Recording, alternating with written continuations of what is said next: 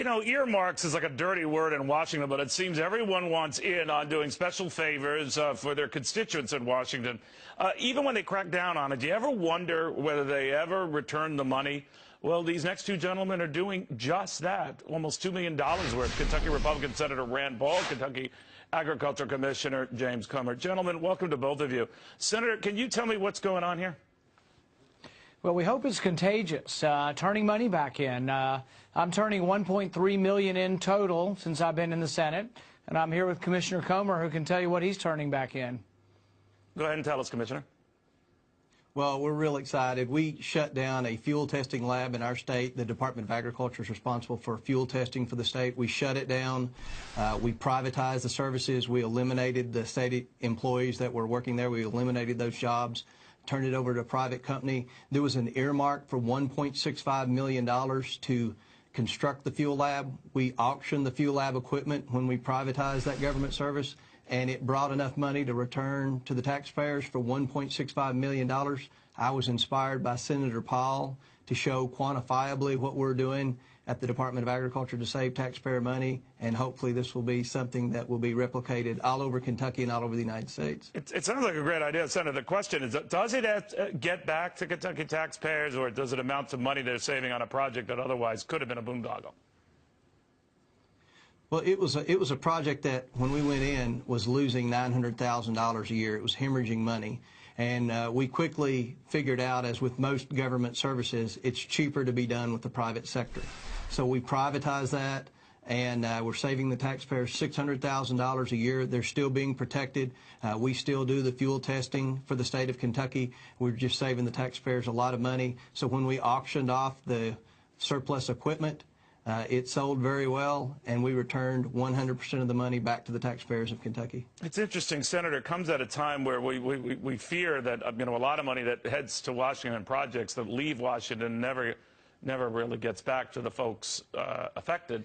We've also just found out this week, Senator, that of the Hurricane Sandy money, $60 billion worth, two-thirds haven't even been spent or utilized. In New Jersey, Chris Christie's state, it's closer to 75%. You want to weigh in on that? Well, you know, one of the things I suggested is don't give them all the money at one time. I suggested that Sandy funding be given 1 year at a time, and I actually voted to give Sandy funding, but to offset it with spending cuts. So I think there are ways you can help people. We've had need for help in Kentucky before, but I've always advocated that if you spend some extra money, that you offset it with cuts somewhere else.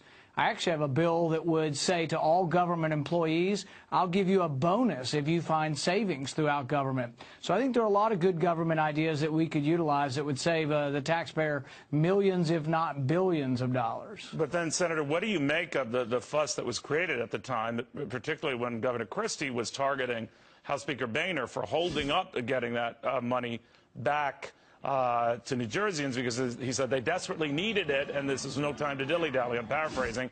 Now it turns out a year later that much of that, the majority of that, hasn't even been spent.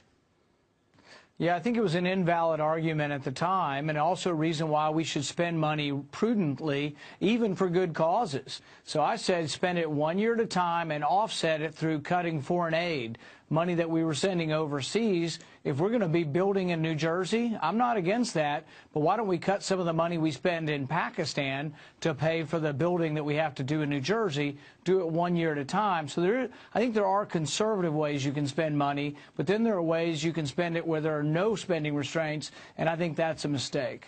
Do you think Chris Christie botched it?